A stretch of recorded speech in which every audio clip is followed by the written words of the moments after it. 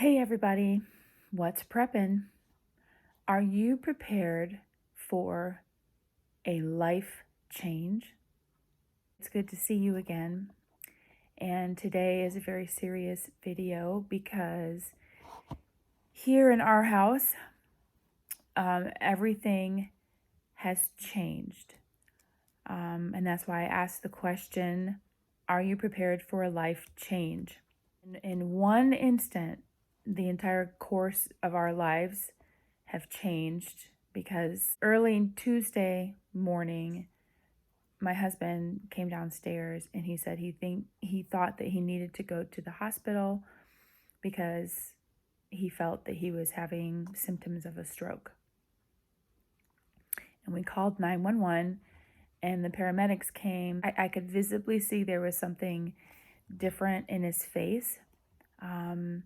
But at the same time, it really, obviously didn't seem like a stroke because, he's talking and he was walking. This is now day 3. This is Thursday morning, and I'm getting ready to go into the hospital. I don't know what today is going to bring. But what I will tell you a little bit is that his tests have come back and he had 4 new mini strokes is what the doctor said. And I'm like, new? There were old ones? And apparently there is a term called ischemic strokes, and they are under the term TIA, and they're mini strokes that go unnoticed, really, that this happens inside your brain. And they are temporary, interruptions. They are, something happens, but it's so minor that it just kind of corrects itself. If it doesn't correct itself, you get what happened today. Or one of these mini strokes just happened in the right place that affected the little bit of weakness that he's experiencing on the left side. Forgive me, I'm not laughing at the whole situation, but there are times when I'm going to describe things to you that I will chuckle at because in some ways it's interesting how all of this appears. It's as if he got a injection of Botox in his left side. It's not responding the same way, the right side does. So, someone that got an injection of Botox, nothing moves.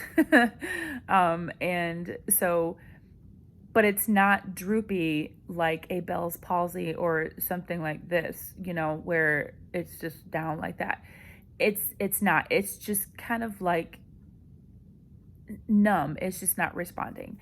And the same thing in his left hand, and also he said there was slight weakness in his left leg, but I think the worst that he is feeling is like up here in his face, and then his hand. His fine motor skills are what has been affected. He can lift his arm, he can do things, he can eat, he can talk. He just sounds like he's drunk and tired. It's taking him a lot of concentration and effort to complete something that's a fine motor skill, like holding a fork. The neurologist said that there was evidence that this has been going on for a while because he was seeing evidence of other strokes that have, happened and healed themselves. So again, these are like minor little things. It's almost kind of like, going off in your head, and it goes unnoticed because it doesn't affect anything. They're that small. Why am I sharing some personal information and personal video with you? Because I'm prepping for life. That is what I do. I'm prepping for everything that life throws at you. I was prepared for emergencies, yes, but am I prepared for a sudden life change? Because in an instant, our life has changed. And I am praising God that this is all that it is. He can do things, but he's just having a hard time touching fingers, and his speech is slurry. So that's where we're starting from. And it's completely recoverable if he works at it. He has to work at it, and he has to do it now. Our whole lives have changed. And I don't even know what this looks like as far as prepping goes. If there was an emergency where we would have to leave We have a Class A RV, and our plan was to take that to the mag location, and we would live out of that. Our family would live out of that. And I've never driven it. So guess what your sassy gal is going to be doing? She's going to, I mean, I've wanted to learn how to drive it. It just hasn't been on the forefront and the top of my list, right? So now it's going to have to be on the top of my list because I'm going to need to learn how to navigate the RV. I know how all of the things work about hooking up the stinky slinky and hooking up the water, the electricity. I understand how to, fill all these things, empty these things. I know how to do all of that. I just don't know how to drive it. And I certainly don't understand all of the engine things. I would have to take it to somebody. But the biggest question that I've had over these last 48 hours has been, what am I going to do? What am I going to do? What is my role going to be? What am I can't see into the future. What is this going to mean for my family?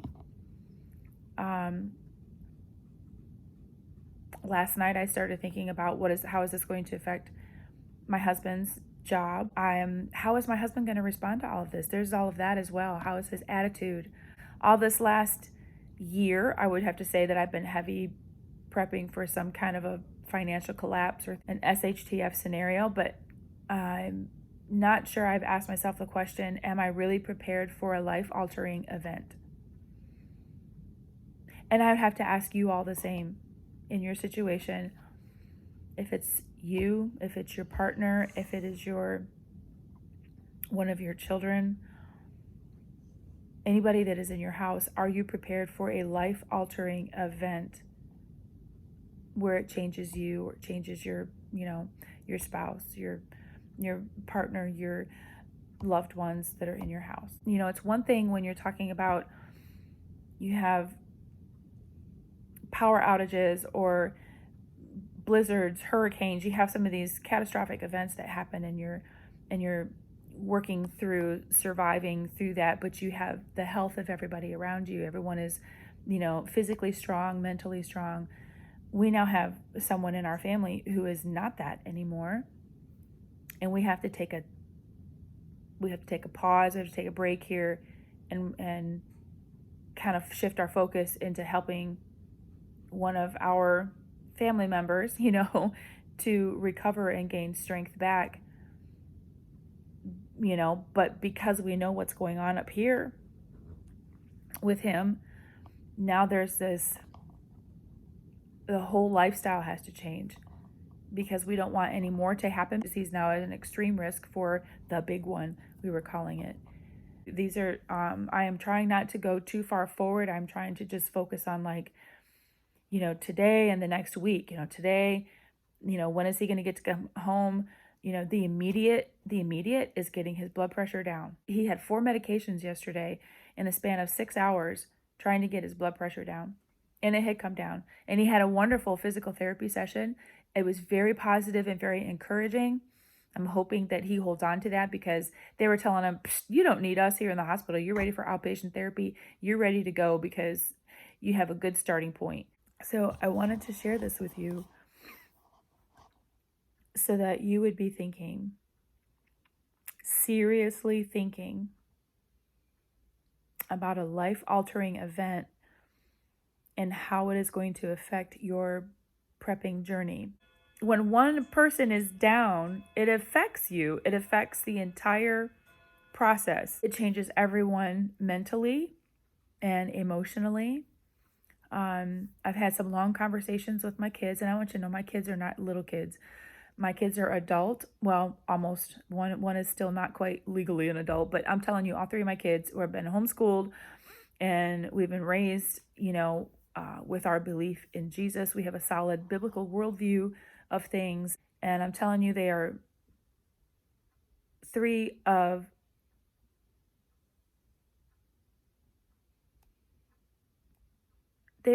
smart cookies, let me tell you.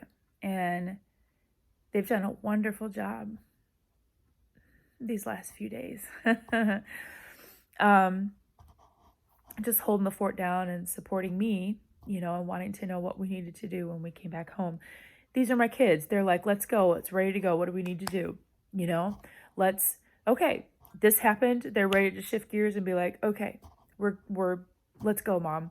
And how can we help you? And how can we help dad? That's what I like to see in these kind of situations. I think these are conversations that we need to sit down and seriously have with ourselves, with our partners, and our family. What's going to happen if someone, okay, has a stroke? Therapy, medication, emotional, physical. Do you have these things in place? Do you have these places to go? Insurance. Do you have insurances that will cover, these things, or that will cover you? Do you have these things in place? Do you have finances in place that you would be able to take care of things, bills, medications, therapies and things like that? Thankfully that we do. Oh gosh, y'all, I'm so thankful that I was able to actually just be in the hospital as well, so that I could ask questions of the doctors and things when they were coming in and talking. Our hospital regulations here where we are is that he's only allowed one visitor a day. And so obviously it's been me, and the kids have actually not minded because they didn't want to see dad hooked up to wires and stuff in a hospital gown and everything. But I have told them to prepare for a different dad when he comes home. And we're all preparing for that. One of the biggest things I'm going to tell y'all, and I'm going to get sassy here for a moment, do not ignore anything that happens to you medically, physically, or even mentally, okay? Do not ignore it. Don't brush it under the rug, okay? Get to it as soon as you can. I'm going to tell you some of these little things that he was feeling, where it could have been this little bit of my arm was feeling funny, or my leg was feeling funny, and we actually thought it might have been like a nerve issue. We were close. It was neurological, but it wasn't, we should have probably, and that was, I don't remember when he came to me and told me that he was like, this was feeling really weird. He should have gone to the doctor, and that could have been like, oh my gosh, your blood pressure is high. You need to go to the hospital. We might have been able to prevent this from happening, but we can't go down the what if part. What we can do now is like, we've learned this, we know this. And so we're not ignoring anything anymore. Do not ignore health symptoms, okay? Jump on them right away. Do not ignore high blood pressure. Okay, get yourself a blood pressure cuff. These are things I'm going to have to be getting now. I've got to get that's the funny thing was that I had a blood pressure cuff in it was either my Amazon cart or somewhere. I had it in my cart and I was going to buy it like 2 days before all of this happened. So get yourself a blood pressure cuff, check it. Okay, evaluate yourself.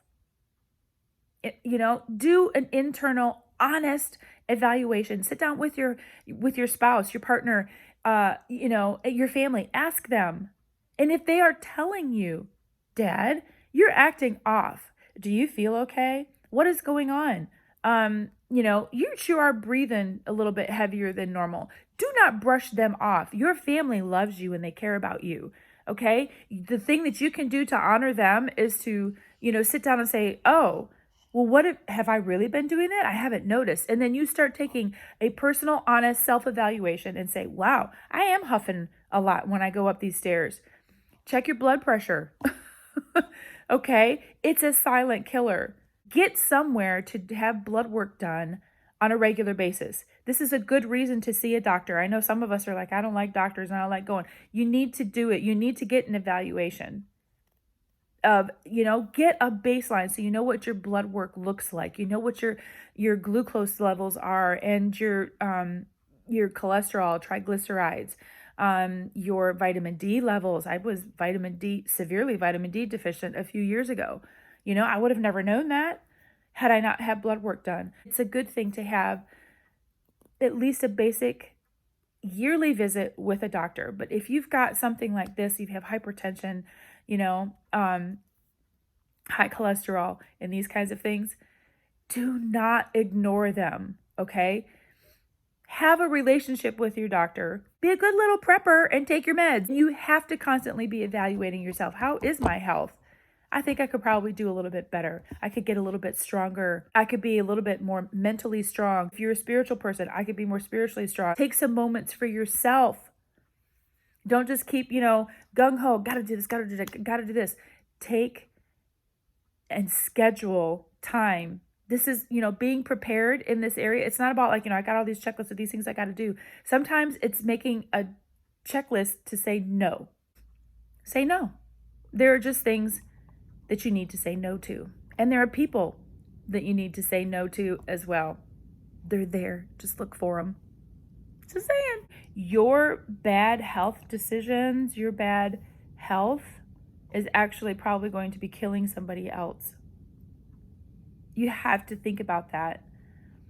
If you aren't addressing health issues in you, you're not taking care of yourself, you're not loving yourself. If you're not loving yourself, then how are you going to be able to love others? In the Bible, it tells us that we need to love others as we love ourselves. And a lot of times we focus so much on loving others, but we're not loving ourselves. But if you can't take care of yourself, how are you going to be able to take care of others? There are others that are probably relying on you, especially if you are, if you have a partner, if you're married, if you have a family. There are others that are relying on you. And they need you. So I want you all to think about that. There's a few people in the community that have heard what's going on and they've been sending prayers. I have a few prayer warriors that have been praying, and I will definitely update you on what happens and how we move forward from here. Take care of yourselves. I mean it. Don't make me get sassy.